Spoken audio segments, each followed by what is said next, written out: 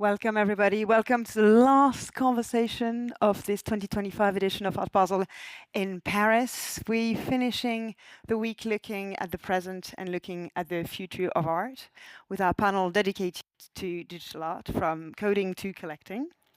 I'm absolutely thrilled to welcome on stage Philippe Bettinelli from the Centre Pompidou. Welcome, Philippe.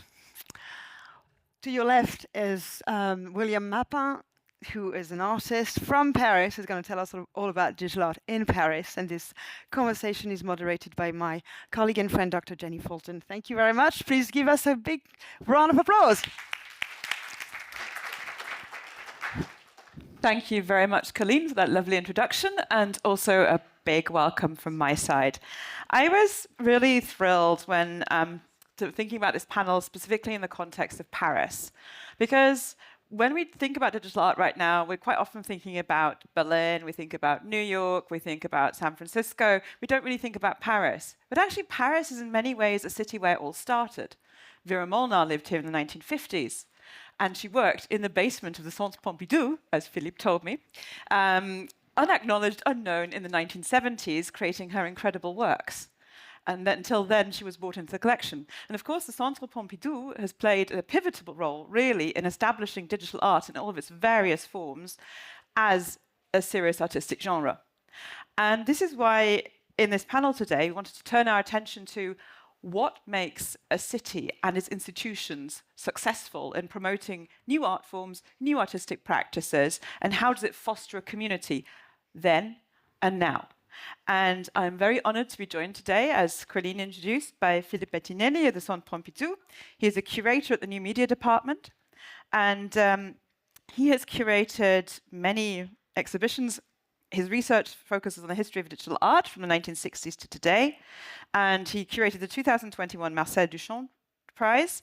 And with Marcella Lista, he curated the NFT acquisitions and exhibitions at the Centre Pompidou. So he's very much in the middle of this entire nexus. And to my immediate left is the artist William Mapan. And he combines, as you will see, traditional artistic methods with computer programming to create works that bridge digital and physical worlds. He not only is a practicing artist, who actually came from coding. So he really made the shift from coming from outside the art world to inside the art world, which is another really interesting facet of digital art practices, that artists often don't have what we conceive of as traditional artistic careers. And he teaches at Gobelin, where he is bringing another class of creatives into art making from different aspects of the genre. You will see when we get to talking through his artworks that he is really referring, also thinking through how to use more traditional artistic formats, such as abstract expressionism, such as people like Paul Klee, Helen Frankenthaler, Etel Adnan, and how to bridge the gap, really, between painting and graphics and then computer coding. And so please also join me in giving them a big round of applause. Welcome, William. Welcome, Philippe. So as I said in the introduction, Paris has got a really long lineage in digital art, from Vera Molnár's pioneering work to the Centre Pompidou's early embrace of new media art in 1976. How do you both see Paris's historical role in shaping the current landscape for digital art? So maybe, Philippe, we'll go to you first. Well, first of all, thank you very much for the invitation, and hello, everybody. Well, I'd say that Paris was not the first place where digital art happened, but things happened quite early on, like at the end of the 60s, with the Groupe Art Informatique de Vincennes. Then we had, in 71, what is supposed to be the first solo museum show of a digital artist at the Musée d'Art Moderne de la Ville de Paris, a solo show and by Manfred Moore. We had landmarks exhibition in the 80s. I'm thinking of shows like Electra, again at the Musée d'Art Moderne de la Ville de Paris. That's 83, 84. Les Immatériaux, in 85 in Centre Pompidou. And since then, quite a lot of important exhibitions. We had also figures like Vera Molnár. Chris Marker also was an important digital artist in his own way. So yeah, we didn't have Bell Labs, we didn't have the Silicon Valley or cybernetics serendipity, but we had our share of important artists working in the field in Paris and landmarks exhibitions too. I would just like to briefly touch on Les Arts Matériaux, which took place in 1985 at the Centre Pompidou. And it was developed by Jean-François Lyotard, who is quite a well-known, I would say, post-structuralist. And one of the things that fascinated me about this exhibition, as compared to London's Cybernetic Serendipity or Experiments in Art and Technology, which took place in the United States, is that really it brought philosophy into the heart of this discourse. And I think this is something that the French artistic world is really well known for, right? You know, that you bring together theory, you marry theory onto postmodernism and onto artistic practices. So what is the legacy of that exhibition? It's huge. I think it was really important to the way well, it was part of the activity of the Centre for Industrial Creation, which was not the museum part of Pompidou, but another part of the Centre Pompidou dedicated to design, architecture, society issues. And it's one of the exhibitions that's starting to close. The museum and the CCI, they ended up merging at the beginning of the 1990s. Mm-hmm. So I think there was an inspiration for new media curators in the next decades.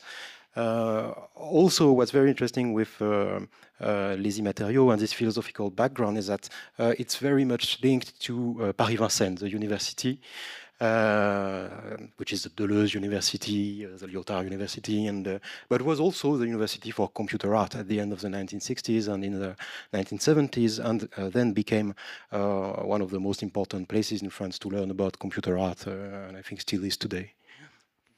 So basically it's part of that legacy that you always had the institution, the museum, and the artistic practice going hand in hand. And I think that's one of the key things about the city, that everything seems to move lockstep together. And the new media department at the Centre Pompidou was among the first to collect and exhibit digital works. How does the institution approach this legacy today, especially with the rapid evolution from early algorithmic art to NFT and AI-based practices? That's quite a wide remit, so maybe let's start at the beginning. Why did you guys, why did you feel that this mission was so important at the time? It started actually with one curator, Alain Sayag, who was also the curator for photography, film, and video at the end of the 70s. And he acquired a few computer-based films in 1975. And the year after, video was firstly acquired by Pompidou. But it only became a new media department much later.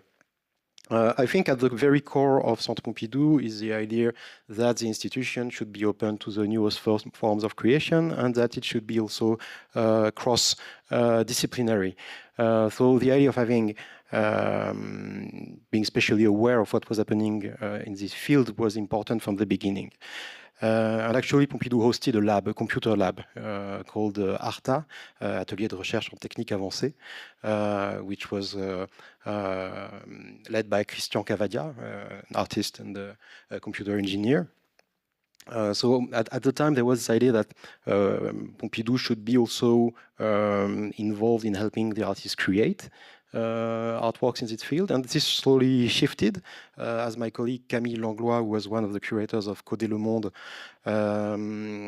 put in a recent article. We went from laboratory to observatory, and we shifted to covering through the museum's collection a wider history of digital art, which we are still trying to do today, acquiring the newest forms of digital art, but also filling in the gaps on historical forms that we may have missed at the time.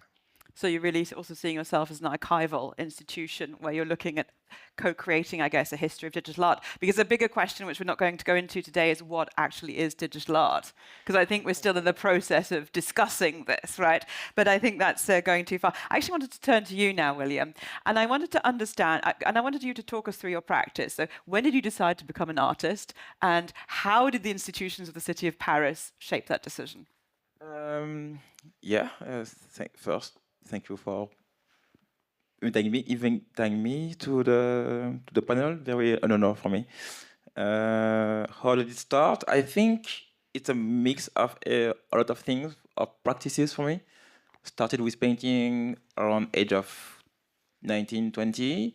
And then I went into programming for my studies. And this is where I started this weird mixing of practices, when at that time everyone was telling me, why are you even trying to do this? And I didn't know why, but I just felt it was natural. Then I graduated from a school called Gobelin in Paris, which is very into imagery and innovation, and they kept pushing us into invent new things to express. This is where I started to say, okay, now I can start to be more confident in my position as a weird guy. Can you tell me what you mean by weird? I mean, it's not people likes to put in boxes. You're either a designer, you're either an artist, you're either a programmer, coder. But when you start to cross bridges, people ask why. And for me, it always felt natural because I'm from neither of those worlds at the beginning. I'm just here by curiosity. I thought, oh, open the door, looks cool, let's try.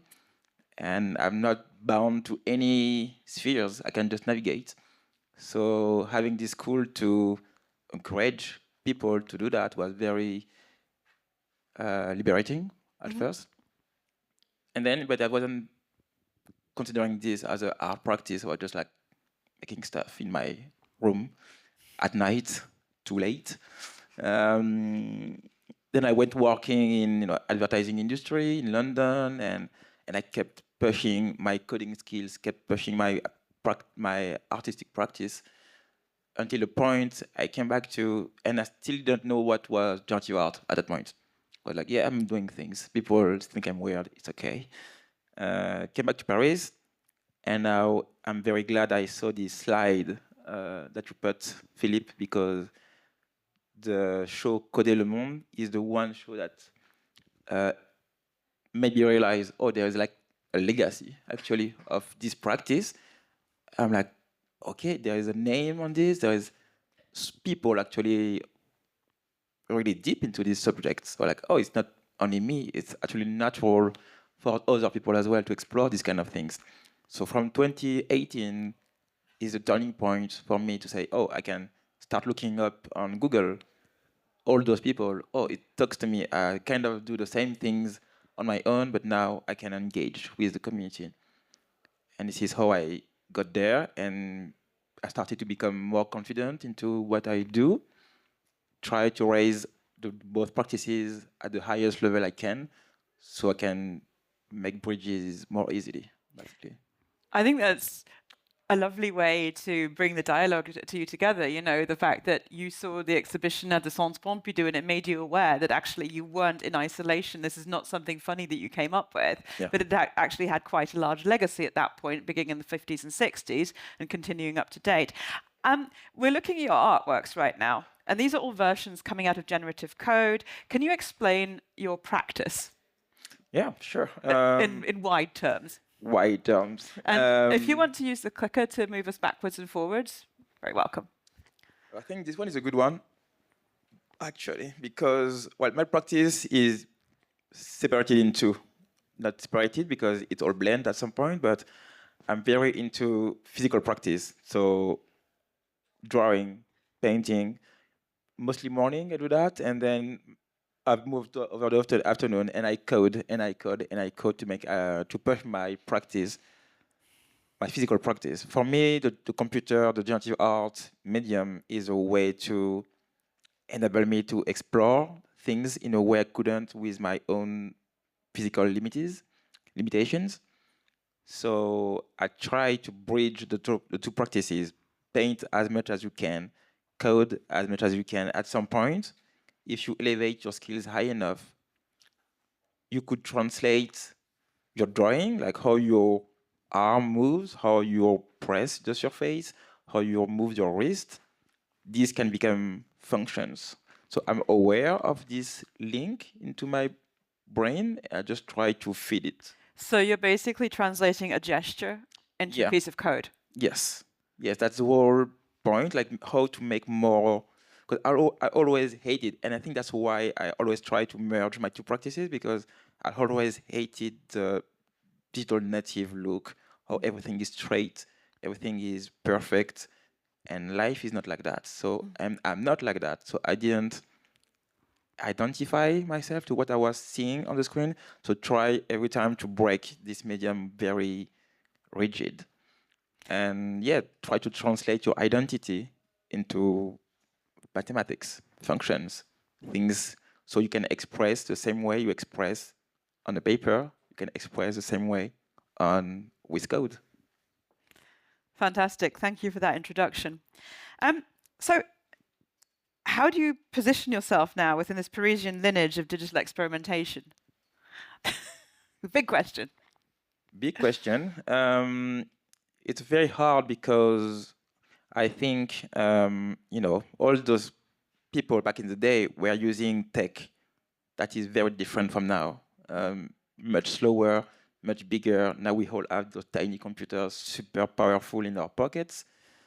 We can do so many things. So now, doing this kind of thing that you see on the screen, I can push my limits to the maximum, where I can iterate at such a speed, it can modify my way of thinking with my brain, and even in a way, in the age of data, where we are flooded with data, with information, social networks, and now we have this power to feed ourselves with something and to push it to the maximum. So for me, having now this computation power is what is different from the old people doing this. So it kept me pushing much more faster and to discover much more things that wasn't possible before. Even like translating what I'm doing now, I think would be impossible back in the days because I wouldn't have the computation power. Exactly, and that's an interesting point about computational power. I mean, what we come to your artwork as well is that these are versions, right? You make a decision at some point when the algorithm is outputting images, and you make a conscious choice, an aesthetic choice to say, that is now a complete artwork. What factors influence that? It's a funny beast. I like to say I build universe, like vast universe, parametric universe. And you don't know where you go because it's infinite. You have this power at the end of your fingers. What makes you curate your work? And I think having all this information, if you have an idea, a compass, right? The idea is your compass through infinity. So for me, it's very important to keep exploring, and at the same time, keep like in mind, where do I go? Yep. So it's a paradox. You have infinity, but infinity you lose yourself. So you have to curate to stay grounded. I think that's an interesting point, the word curation, the idea of curating your own artworks, because clearly what we can do now as artists is we can create many more artworks in a much shorter space of time than was ever possible in the history of art. So as a curator, Philippe, how do you feel about this almost vast explosion of artworks that we have on our fingertips? I mean, it's like we are multiplying data to I don't know how many terabytes. Every second we are creating more images than were made over the entire history of mankind, humankind. So as a curator, how do you try and orientate yourself in this vastness?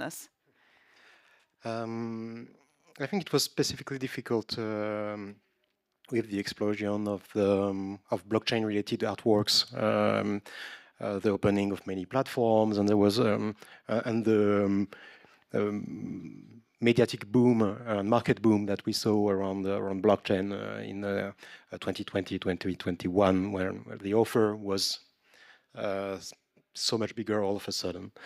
But in the end, I guess you navigated the same way you do with painting. I mean, almost everybody paints, as almost everybody writes. As saying that everyone is a writer in this country, and surely everyone is a painter too. So the problem of being overwhelmed by an artistic offer is. I mean, it's a good problem. Yeah. And then you try to find what's relevant to what is the DNA of in your institution, what fits. You try to also trust your own taste and what you believe in, and that's also one of the weird things of being a curator in an institution, is that you are in between your own individual experience of an artwork and the institution you represent. And then you prioritize according to the means that you are given to to do your job, either in terms of I don't know, acquisition budgets or programmation space, exhibition space allocated to what you do. But it's a tricky part of the job.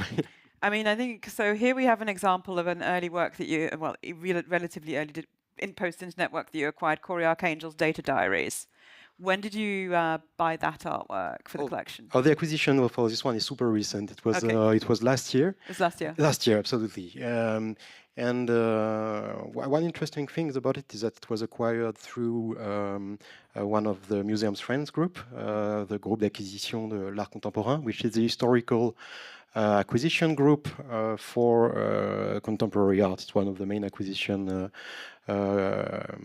sponsors group for Pompidou, and the fact that it was acquired through this group shows, which is open to all visual art, shows that there's an acknowledgement of the importance of digital art within the general conversation of visual art, that it's not only a niche, but also is a part of the general conversation. And I think that's really important, right? So we just published a survey of global collecting 2 days ago, and that's really seen a big rise in people purchasing digital art. We had half the collectors that we surveyed actually purchased a digital art piece last year.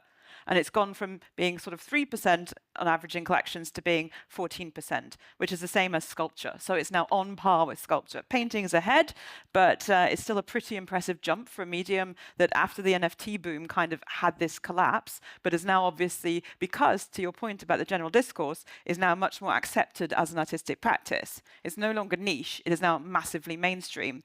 And how do you see that from the Parisian perspective? What were the driving forces in the city there? Maybe over to you, William. Have you seen an increase in interest in your work over the past year? I'm not sure it's down to Paris. I think it's even worldwide. But I think it just goes with society, with as a whole. We are more and more okay with technology. So we more and more accept art was made with technology.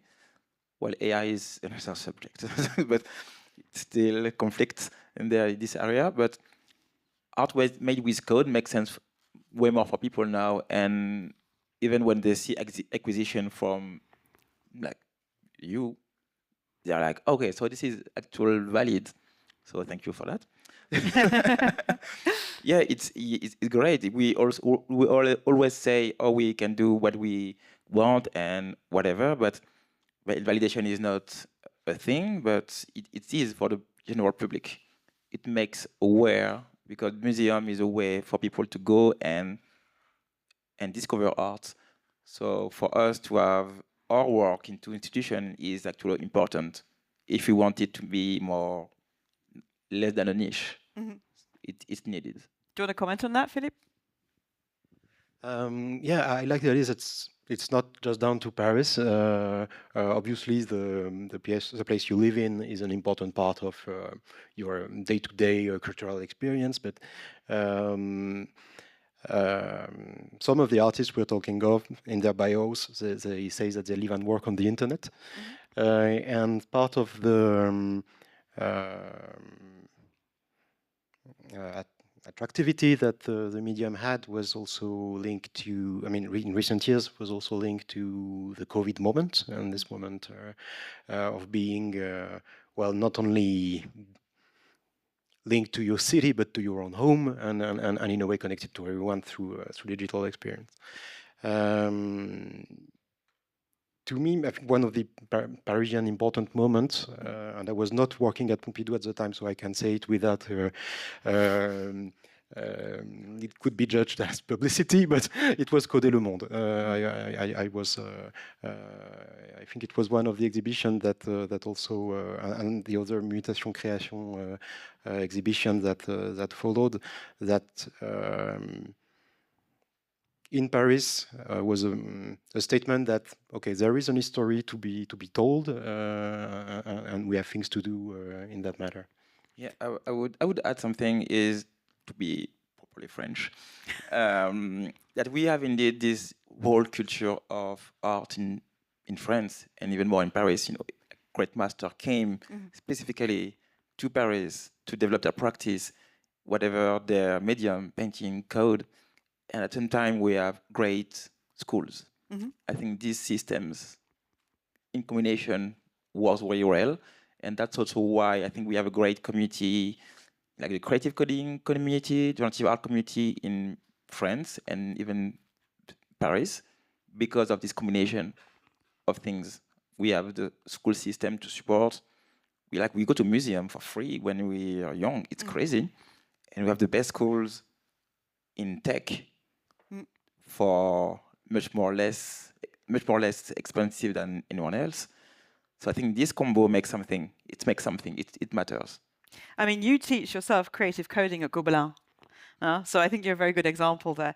What kinds of questions or approaches are your students bringing to digital art today? Are you seeing shifts in how they view technology as a creative medium? They're very afraid, of course, of AI. The young generation, like, what's the point of coding? What's the point of making art if machine can do it? So there is something about being scared, and I always try to push them and not to be. It's just a tool, and the more you use it, the more you will identify yourself. I mean, at the end of the day, there's still a human at the end of this keyboard doing something. So do not be afraid of that. They approach digital art as something very natural for them, but not necessarily something that they can live from or worse to keep pursuing. It's something, it exists, it's cool, it's natural, but is it actually important? It's just like it is in the landscape for them, cool, but actually interested, not sure. So I try to push them to break their beliefs. Art is something that allows you to reflect on your time. AI is there, code is there. We are surrounded by algorithms that make our lives. Code is this contemporary medium that allows you expression. Break free from this grid, I think there is a lot of fear around some of those questions around AI right now, especially as we see the models getting more and more powerful by the day. I mean, certainly it's changed my professional practices in unimaginable ways. I mean, I think the only thing that's impacted my practice as an editor and writer as much is the advent of the internet. And when I had already so much information just by Googling as opposed to going to the library. And so I wanted to come to an artwork, Philippe, that you purchased. I don't know if this one here, Holly Herndon and Matt Dryhurst, I'm Here. Can you talk us a little bit through the process there, what it was like and why that ended up in your collection? Because specifically those artists are very active in questions around AI. Yeah, this was part of a reflection that we had together with Cadist. We have a partnership around AI that led to an exhibition in the museum last year called Apophénie Interruption, which was curated by my colleague Marcel Alista, who's the head of the New Media department of Pompidou, and Joseph Del Pesco at Cadist.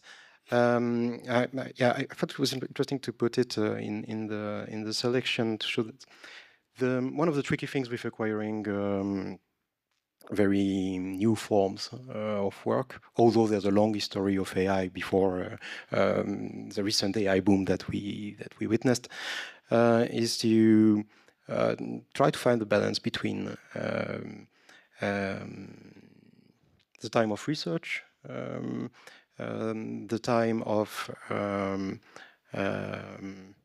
the good time for acquisition, which can be as soon as possible for artworks that we think might be soon sold out, that may attain prices that we, as a public institution, will have trouble meeting in the future.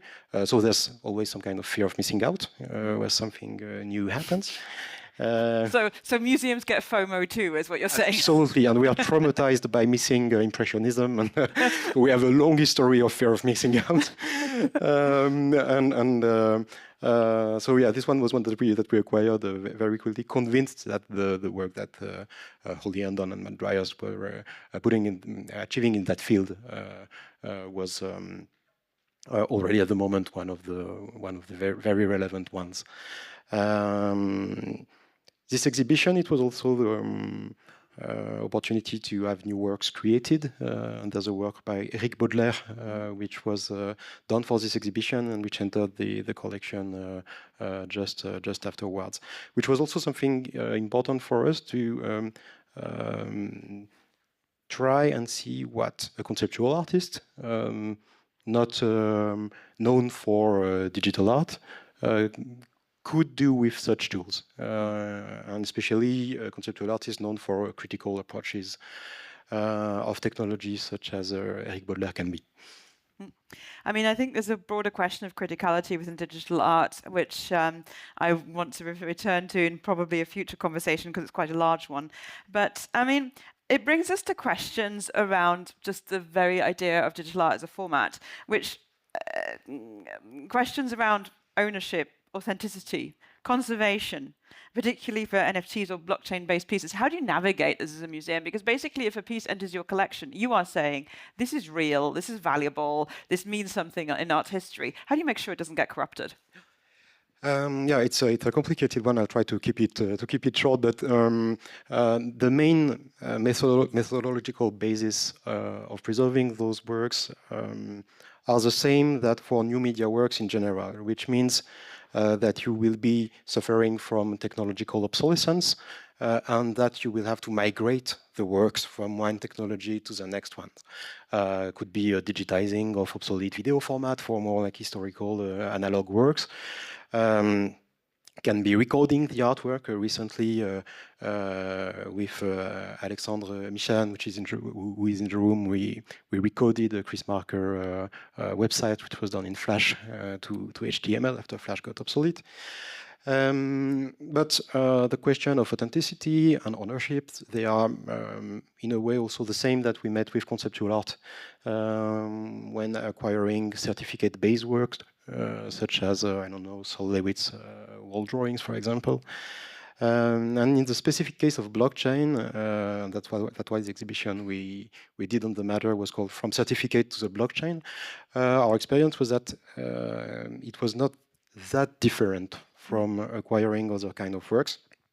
We had to do contracts the way we used to do them. Smart contract was legally not enough for us to acquire works. This kind of work. We stored everything we could the way we usually do. But we did have to have a wallet, and that was that was the main new thing of the series of acquisition. Well, you also had to buy crypto, no? No, actually, we didn't. No, because we were, as a public institution, we were not allowed to pay in crypto, so we paid in euros, following those hand paper signed contracts that we sent to the artist. So yeah, it was a bit. How did the CryptoPunks people react to that? Sorry, here's a euro check signed. For the CryptoPunk, we were lucky; it was a donation. Okay. But actually, most of the artists understood that we do have our limitation as a public institution in regard of that kind of ecosystem, and it was actually, even if in the end we figured out it was very close to the way we do things usually, we had discussion with the legal department from the French Ministry of Culture for almost a year, being sure that what we were going to do was at a time where there was almost, and there still is not very much legislation on cryptos in France. It was important to be sure that we were doing things the best way possible. So it took a bit of research time, just in the end, to find that we had to do it very closely to the way that we usually do things. So business as usual. I'm interested in this growing collector base. I mean, there's a growing collector base here that's interested in digital work. And how do collectors' attitudes and motivations influence what gets made and exhibited? This is quite a wide question. I mean, I want to turn to you, William. Like, how are your conversations with collectors evolving? It's been interesting because now you make things publicly. You record your work on a public record, which is blockchain. And people can actually look at your code, which can be very scary. Do you get mean emails from coders? No, we are very respectful. We're like, yeah, this is what he does or she does. It's okay. But yeah, collectors started to be more involved into asking questions about how we do things, being more involved into the process of how we make our pieces, which is interesting because so far, when I was making something, it was very opaque for anyone to understand. But now that there is this public things, it opens a public dialogue, discussion where everyone can share their opinion. They can share their fears. Oh, I don't know if this will last in time. I don't know, these kind of things. On what platforms are these discussions taking place? Mostly like public discourse, like Twitter or even Instagram, but sometimes DMs, like people reach out on mails. So I have my website, so they can reach to me, and yeah, they just ask questions. How I like to know more about this piece, and I saw the code on there. Why did you do that, and how? Because I don't understand everything. So could you explain these little things? Like, are you sure you want an explanation? Wait. But yeah, it's good. I mean, it's good. So far, it opened the discussion. So you got critical engagement. Because, I mean, I think in kind of more traditional art history, shall we say, it's like easy because you go to do history of art and then you understand as to, how that artist was working with that technique and so, but for digital art, coding is much more opaque. When we had our conversation a couple of nights ago when I first met you in person, you said that people actually put your explanations into ChatGPT, which I just thought was like so 2025, as a way of decoding an artwork. And that's interesting because before, when I was explaining something, it become difficult for me to get to the basic things, and then I say nothing if I just say basic. So I have to get a little higher into my explanation, and then everyone gets lost. But now with ChatGPT, they just put that into ChatGPT, come back with me, and I was like, this is ChatGPT, dude. Take it with a pinch of salt. I see it. You just ask me if you don't understand. But having this AI tool, I think, is a enabler for them to be even more involved into the conversation. Oh, now I can have a translator for things I didn't know before. I mean, this is interesting because when you look at kind of the writing around digital art forms, it's often written by art historians. It's not really written by coders. It's not really written by the theorists. And so it's quite difficult also from someone from a non-technical background to kind of enter into that dialogue. So I think using a bot as a proxy is actually pretty smart. It is, because we are like this. Having a technical medium is very a strong barrier. Like, not everyone is tech savvy. It's not like painting. Everyone at some point in their life have a paintbrush in their hand. So when they see a painting on a wall, they're like, "Oh, it's very good because blah blah blah. I couldn't do this myself." But with coding, they're like, "But you can vibe code now." You can vibe up, but yeah. This is another subject. But they can vibe code, but you can do basic stuff with vibe coding. But if you don't have a driving idea, you won't go anywhere. It's the same if you're an amateur painter, to be honest. It's the same if you're an amateur painter, to be honest. Yeah, but then people can say, "Oh, you can be more in touch emotionally with a painting, even if it's pretty basic, while a coding piece needs much more involvement to be, accessible for people." I think that's interesting. And have you experienced this in your audiences as well, Philippe, that you have all of a sudden a more engaged, more educated audience that's asking different sorts of questions? Yes, I think so. Well, we definitely met more collectors involved in the field. We now have a specific acquisition fund through the Museum Fund for digital art, which was not the case when I entered Pompidou. But also, like regarding our audience in general, and not only the question of collecting, we saw that the NFT acquisition moment was actually a huge surprise, because we got very important feedback. We thought it would be very mixed reviews, because the question was so divisive, even among digital art. And actually, we also acquired works that were critical of the blockchain environment, and but the feedback was mostly very positive, but also it was huge in terms of numbers. Like when we tweeted the announcement of the acquisition, I think it was in the top 5 of the museum's most retweeted posts, after like Brad Pitt in the museums or things like that. So it was like we had no idea we would have this kind of reception for this kind of announcement. And when we were waiting for the press for the first press tours of this exhibition, actually there were teenagers finishing their tours in the museum. They entered the NFT room before the press and took a selfie with the punk. And it was, I mean, teenagers are, known for being the most difficult audience to grab as an institution. And I mean, together with Marcella Lista, I think it's a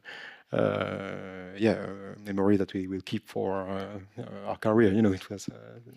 I mean, for sure, because I remember that moment when it was announced in the press, and then thinking, okay, there is a huge community that is engaged in creating kind of blockchain-based artworks that's not part of, should we say, the traditional art world. And this is going to have a huge resonance, because it's acknowledging this art form as an art form and not as something external to the art world. So you had this like huge sense of celebration and validation that I remember. The fact that there was this big gesture being made and that actually consecrated then therefore this art form. So it was really meaningful for a lot of people. And we were lucky that also the LACMA did it almost at the same time. We were working at the same time on acquiring NFT works, but the funny thing is that the game in Karlsruhe did it like way before the art market craziness around it, and but there was institutional recognition of the field through those acquisitions. I think it was in 2018 or something like that. Yeah, but also one of the first NFTs ever was in 2014 at Rhizome 7-on-7. So it always had kind of been around the edges of the art world. But it was just because it was on the tail of such a huge amount of publicity around the Beeple sale at Christie's that therefore it just had this then media momentum and impact. I want to turn in the last couple of minutes that we've got to kind of like the structural challenges for digital artists in France today. What are they? Is it funding, institutional recognition? Is it access? William, maybe you want to comment first.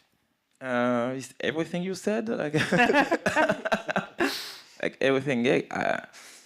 Institution, yeah, it's always hard to be heard, understood, and there's so many people, so I think it's hard for institutions or even galleries to get their way through all of this noise.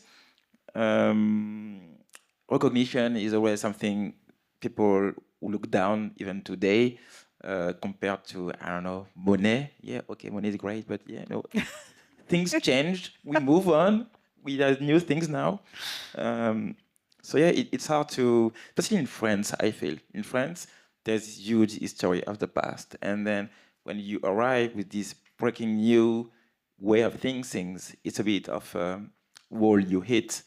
So yeah, it's hard, but it won't stop us from doing things. And at some point, you get into Pompidou, and then people from the community come and take selfies because we are happy.